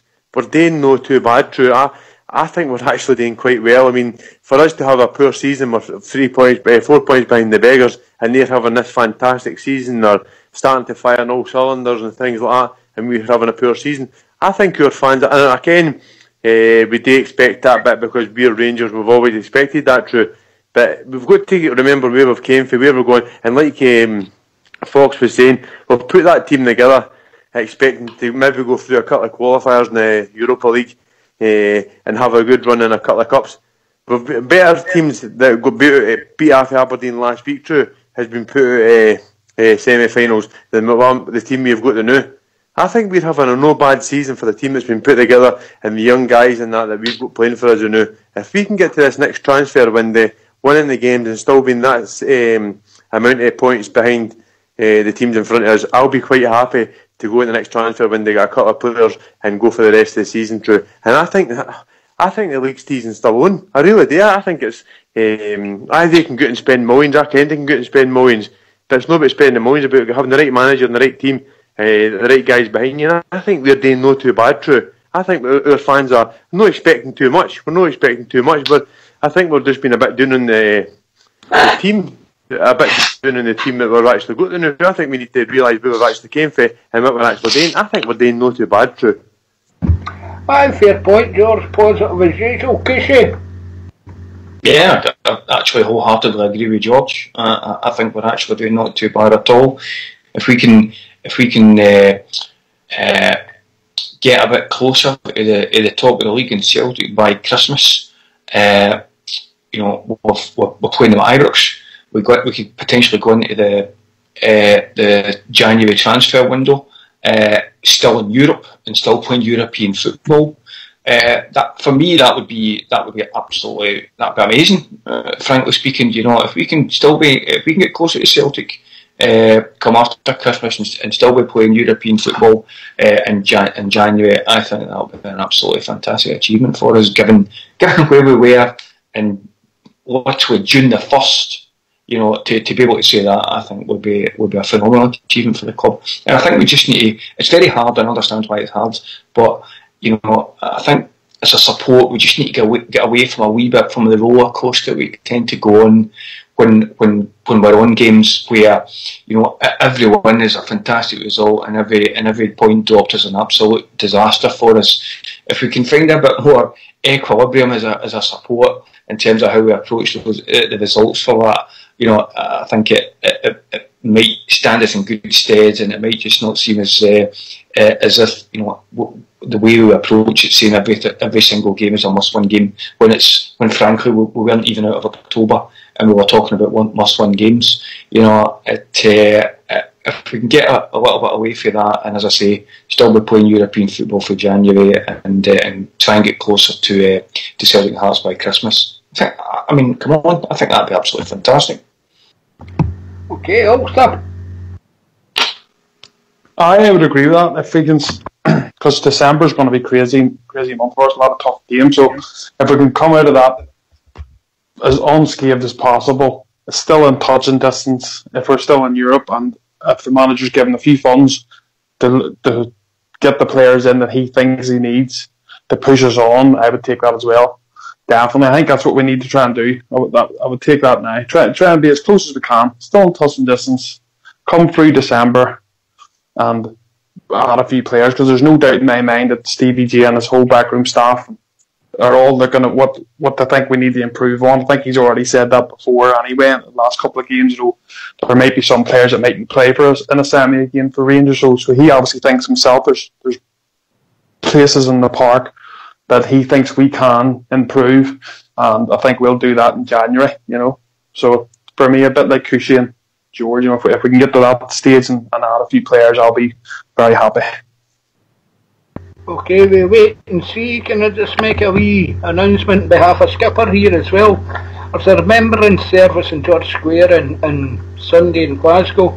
If anybody fancies a wee meet-up, they have to meet at the Counting House in St Vincent Place from 9:30am.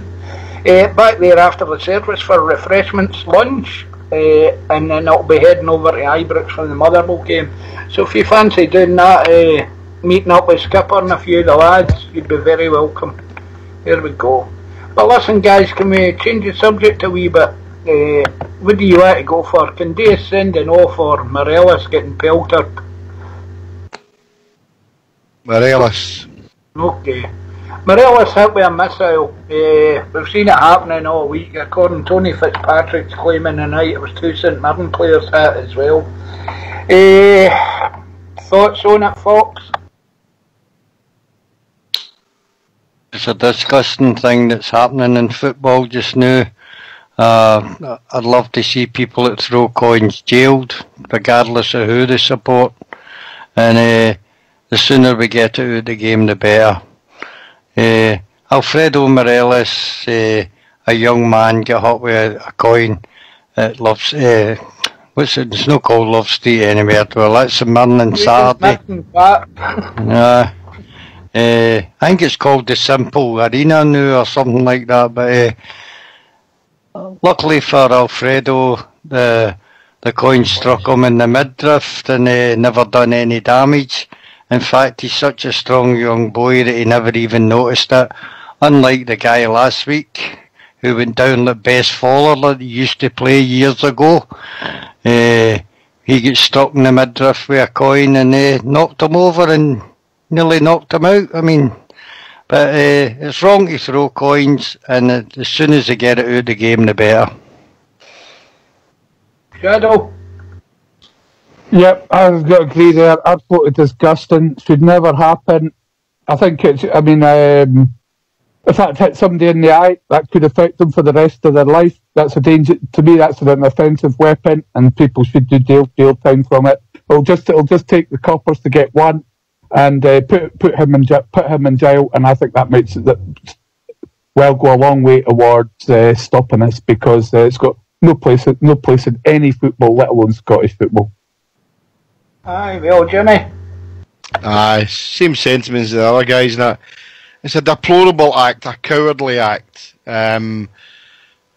Alfredo was very, very lucky where it happened. It doesn't matter where it happened, right enough, because it should never have been done in the first place. And I know it's hard to maybe say to somebody next year if you see them throwing something at whether it's your player or one of the opposing team. Let people know what's happening, because, you know, it's disgusting, it's cowardly. Just to end on that for me is that the reports regarding Lego Mouth comparing with what happened with Fred is absolutely scandalous. It was all in the papers. It's been in the news non-stop. The way he's been doing as if he'd been given a good dink with Tyson. And yet, Alfredo gets hit with a coin as well, and it just didn't merit much press coverage. That just tells you about that. But, yeah, it's a deplorable, cowardly act, and it's give them the jail as soon as they get caught, if they can catch them. Okay. Cushy? Just echo what the guys are saying. It's an imbecilic act, and it reflects, I don't care who you're doing it to. There's absolutely no place in football, and I don't care who you're throwing at, what club you support. It's absolutely imbecilic, and it's got no place in football. I would like to say, though, given the recent press coverage of it, and the talk about strict liability, and clubs should be considering taking on strict liability, I totally disagree with that. I think, given the press coverage that we've seen, there is only one club that is seen as the big bad club in Scotland, and I think that strict liability would be used against us far more than it's used against any other club in Scotland. So, while I deplore this coin throwing actions, I don't think any strict liability should be brought in Scottish football. Well, that was the next point I was going to come to. I think we should have a wee look at that as well, so people are acutely aware of it. Ulster, missile thrown at football.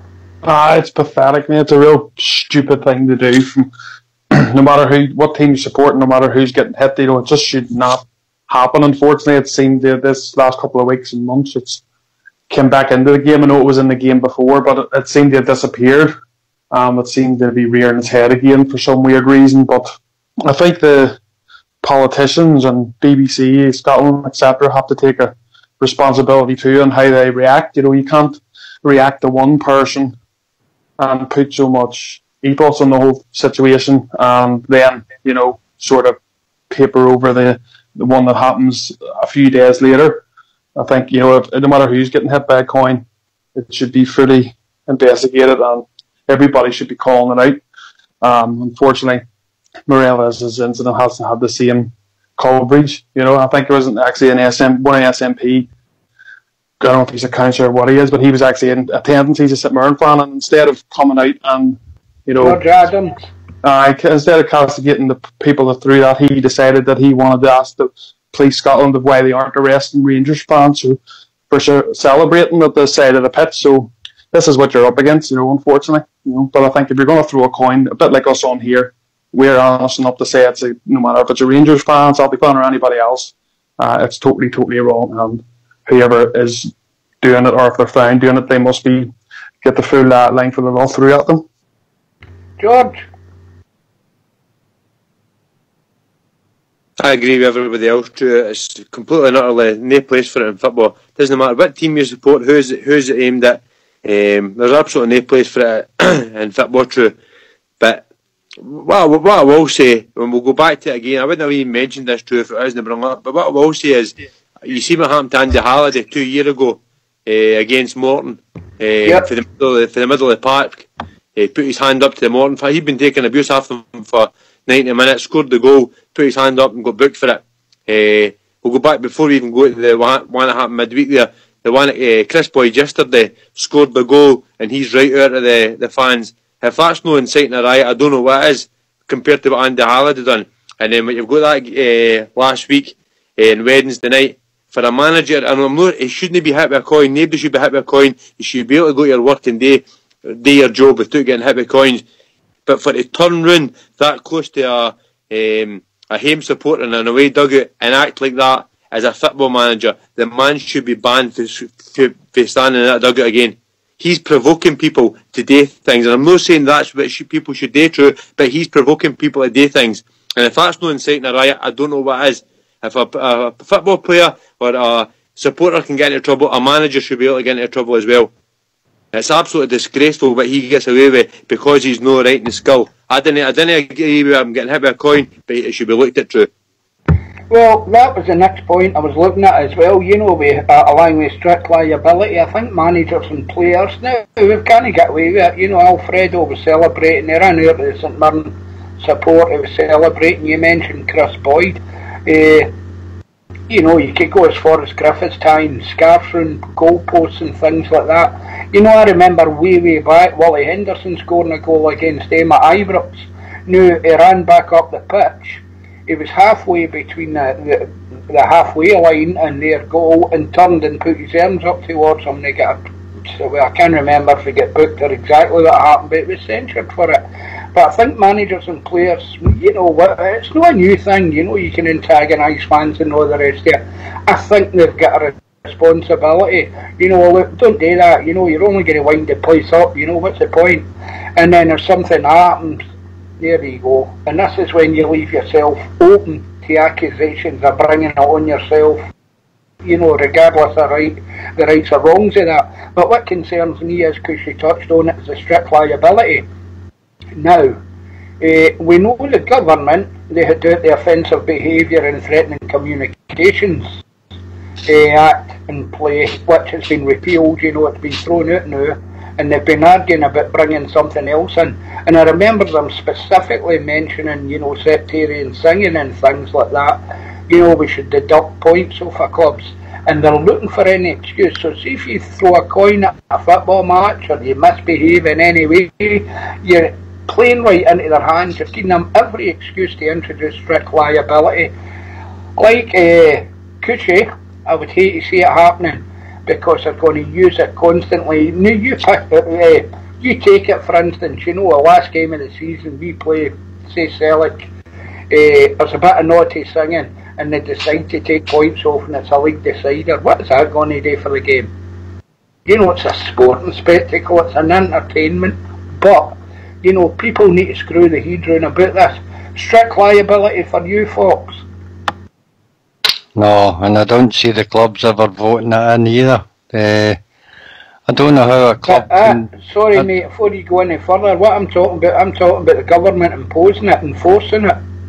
You know, that's what I'm talking about, because they're getting all the ammunition here to do it. But the thing is, mate, you can't hold the club responsible for what individuals do inside a ground, mate. It's not as if they know exactly what frame of mind you go to a football game in. I mean, it happened years. What would have happened if that was in when they used to all throw balls, mate? Never mind coins. Mate, you and I have been at Ibrox, and neither Jimmy has. I don't know about the rest of the boys.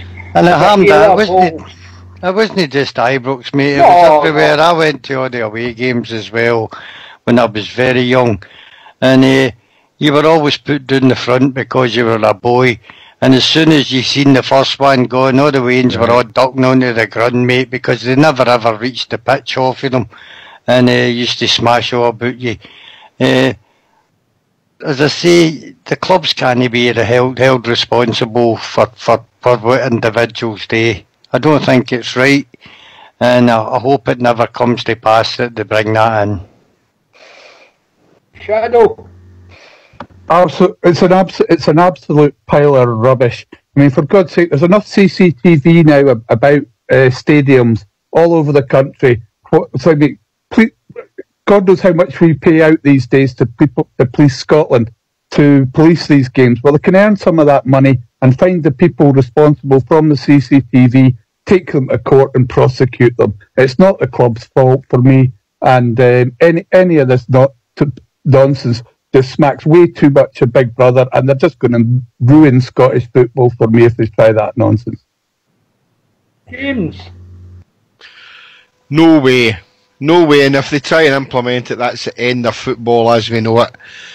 But talking of CCTV, you know, the wee Lego muncher was hit with that coin in the chest and they went down like a ton of bricks. So where is the liability there? Why does somebody make him accountable for his actions? Because his actions have brought all this to the front. You know, because if he hadn't did all what he did, when that penalty or goal that was disallowed or whatever, then this would never have happened. And that's no me condoning the coin throwing. The fact of the matter is, and it was Gordon Smith, ex-Rangers and ex-SFA chief executive, wrote an article the day, and he said categorically that this guy, Mr. Lego Muncher, should be held accountable for his actions contributing to the coin throwing. But if they hold any clubs accountable for this, then football is finished. And if this SNP government decide to go down that road, then football's finished. I mean, I know what Foxy's saying there. I mean, I was there, unfortunately, when the old Rangers end would open up. A chasm would open up and there would be square goals all over the place and bottles getting thrown.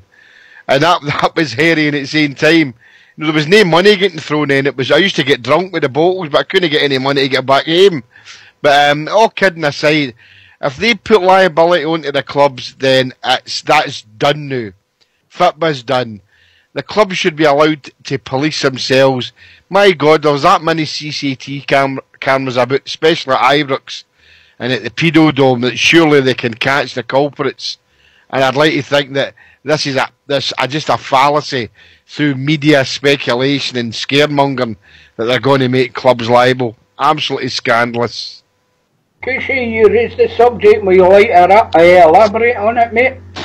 Well, I think the issue I think that we have as a support is with the repeal of the Offensive Behaviour at Football Matches Act. James Dornan, the SNP for Glasgow Cathcart, has decided to make strict liability his mission in life, and it was far before this coin thrown, the recent coin thrown instance, that he's actually done that. Last year, he was trying to push for strict liability and make it enforceable from the government that clubs would be forced to sign up to strict liability. So there's political will on the part of certainly some of the elements of the SNP for this. The issue is that Rangers have, as we know from our dealings with James Dornan, is that that man sees sectarianism, for want of a better word, in Scotland as a one-way street, and Rangers would be targeted as part of strict liability. So I've got absolutely no appetite for it. I think it's a move that would find where, as I said, Rangers would be judged to a different standard than other clubs in Scotland, and given that, the club should fight this tooth and nail. There's no appetite from it from almost any of the clubs in Scotland. I think certainly none of the bigger ones, and even if there was, I think we should be fighting it tooth and nail because that, as I say, we will be judged to a different standard from the rest of the clubs in Scotland. Aye, fair enough, mate. Ulster.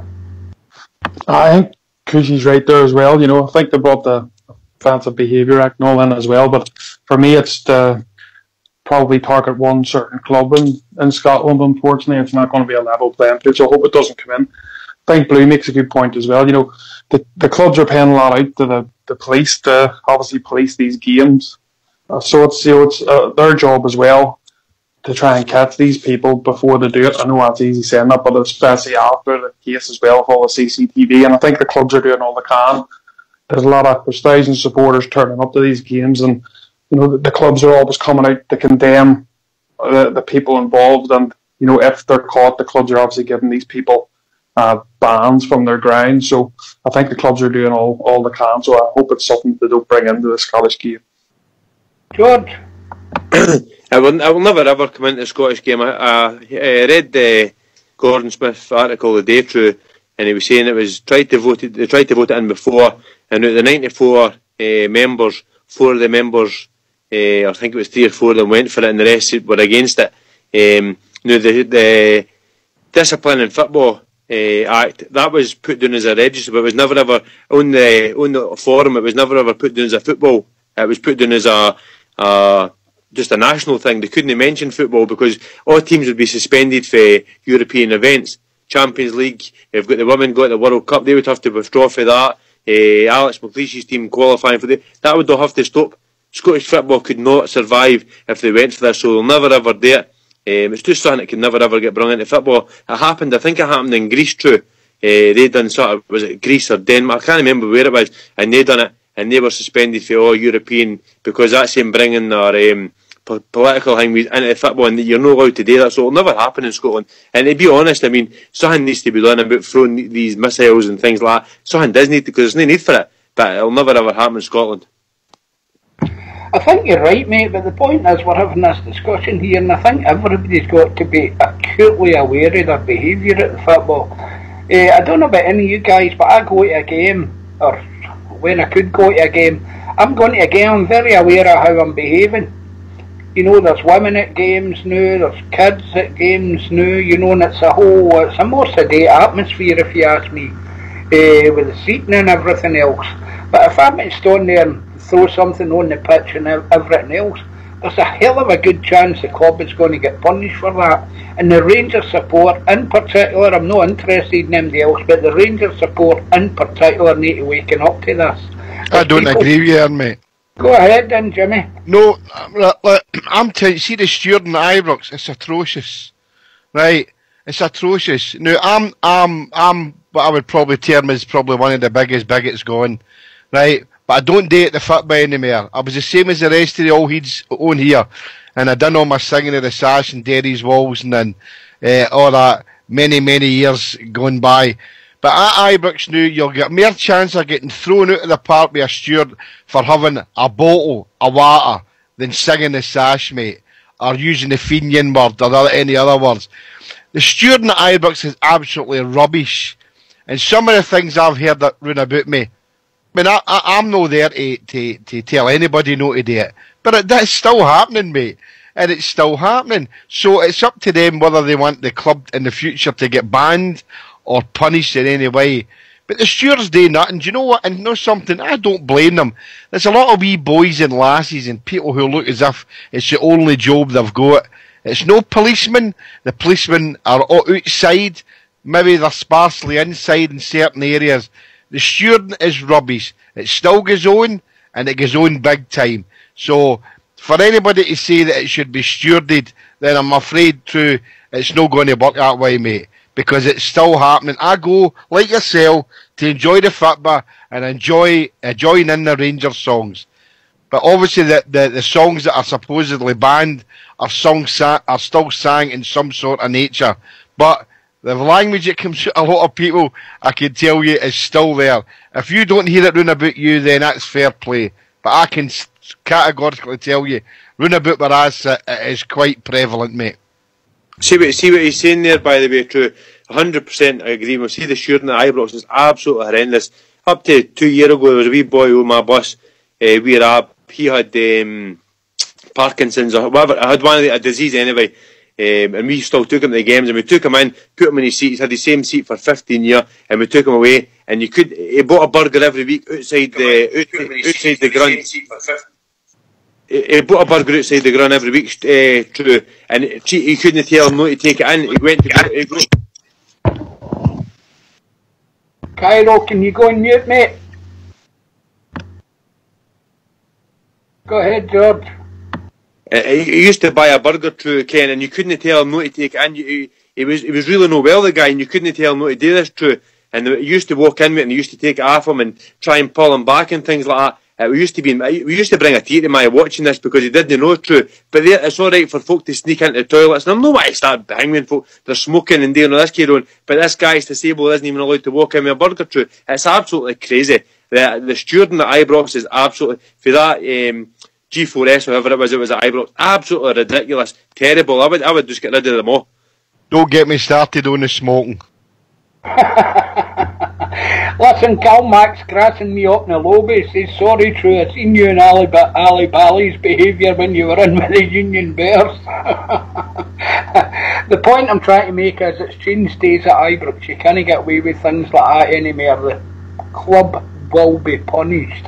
This is what they're trying to bring in constantly. I'm hearing it now about the strict liability, and they're talking about deducting points, or you know, whether it's a financial thing they're going to impose on the club or what, I don't know. But good evening, Cairo, how are you doing?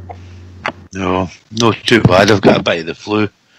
I'm kind of okay though. The only reason I phoned in was we had a discussion about things now and things when you used to go to Ibrox. You used to go to Ibrox and sing songs with impunity. The only thing you had to watch was that you didn't upset anybody else, or it could have been It could have been a battle royal among yourselves. There wasn't that much yet, but it flared up pretty bad. I think the Rangers supporters kind of stuck together kind of thing more than they didn't.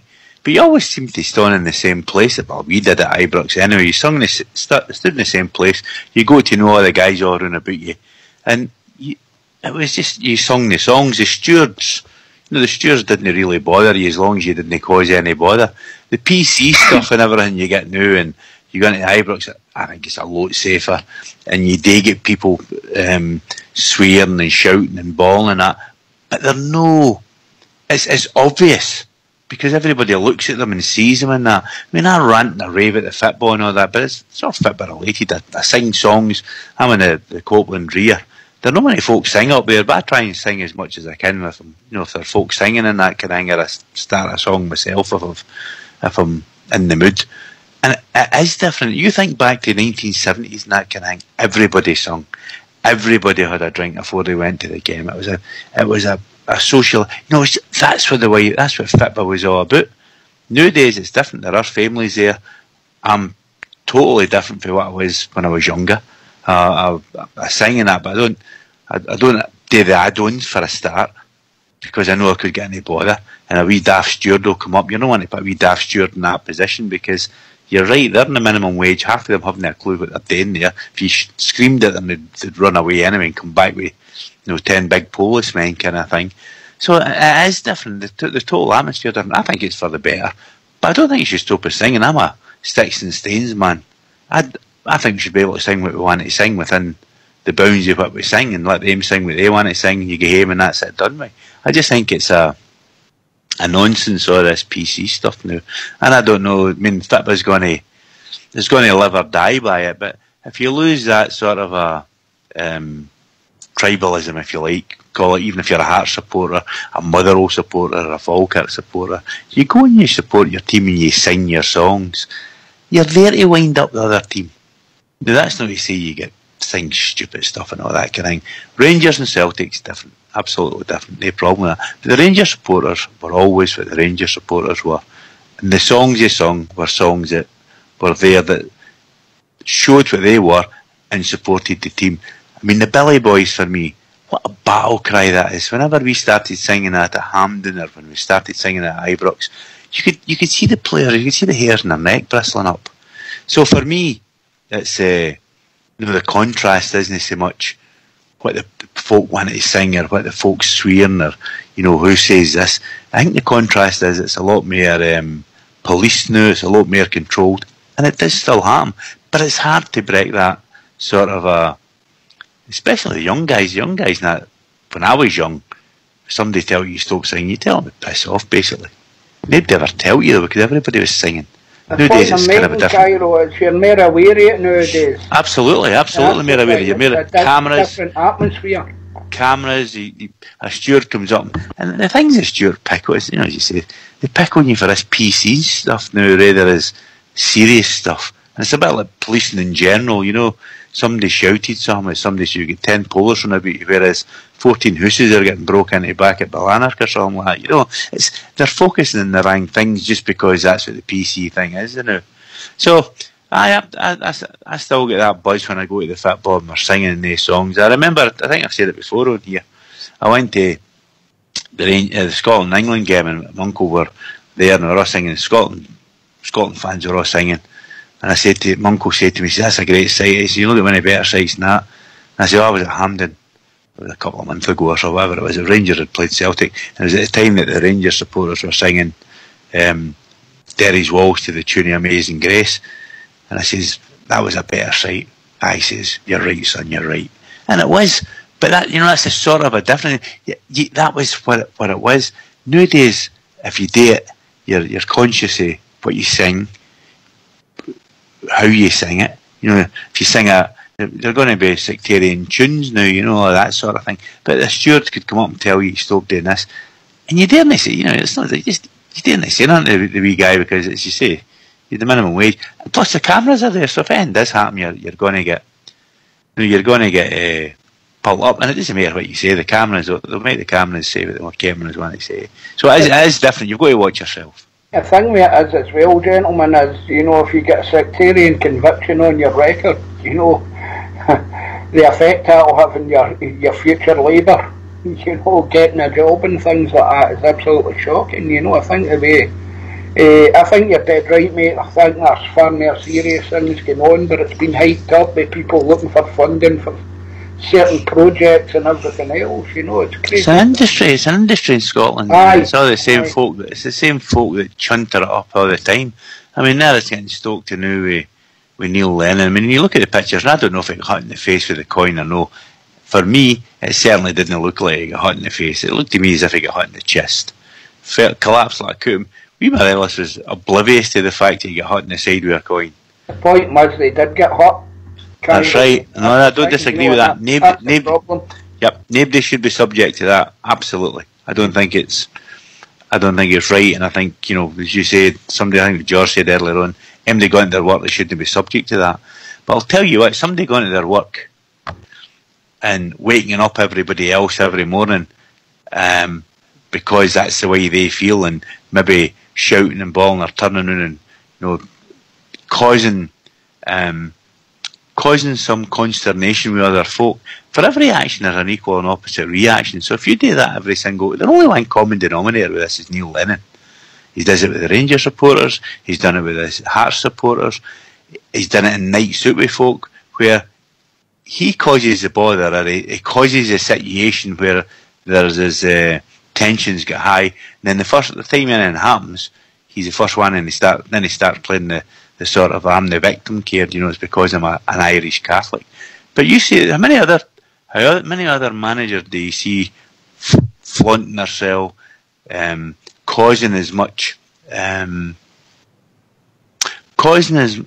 antagonism at games in him? Other managers, a team win, they give horn pumps and all that kind of thing, but it's in their own area, it's with their own folk. They're not turning around to the opposition folk and standing with their chests out, arms out, as if to say, yeah, no goading them. He's actually goading them. If I go to my work and I drive to my work and I don't cause any bother, that's great. If I go to my work and I cause bother and I'm waking folk up and beating my horn and all that kind of thing, then I expect to have a reaction. And that's exactly the same with the guys. So I think he's a lot to answer for. Okay, mate, and on that point, we've come to that time of night without even discussing the Candace sending off. I can maybe start off tomorrow night with that one. But a big thanks to yourself, Cairo, calling in. Cushy Number, Ulster, Big George, Rudy, Blue Shadow, as usual, helping out in the show. Great to have you on again, Shadow, and our Fox doing the technicals. This has been Rangers Radio, and we'll be back on tomorrow night at 9 o'clock. So a big thanks to everybody listening, YouTube, Twitter, and all the bears in the lobby. Good night, everybody.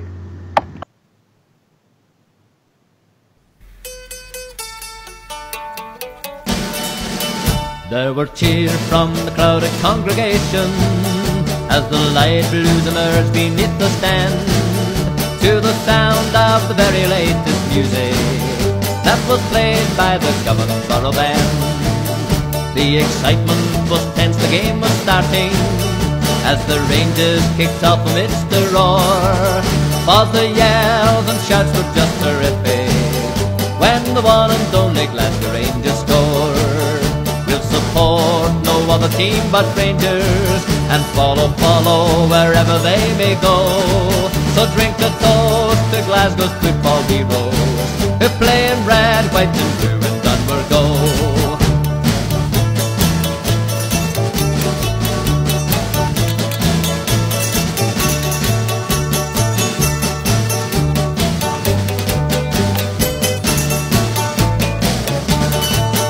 The excitement was tense, the game was starting as the Rangers kicked off amidst the roar. But the yells and shouts were just terrific when the one and only Glasgow Rangers scored. We'll support no other team but Rangers and follow wherever they may go. So drink a toast to Glasgow's football heroes who play in red, white and blue in Dunbar go. Who play in red, white and blue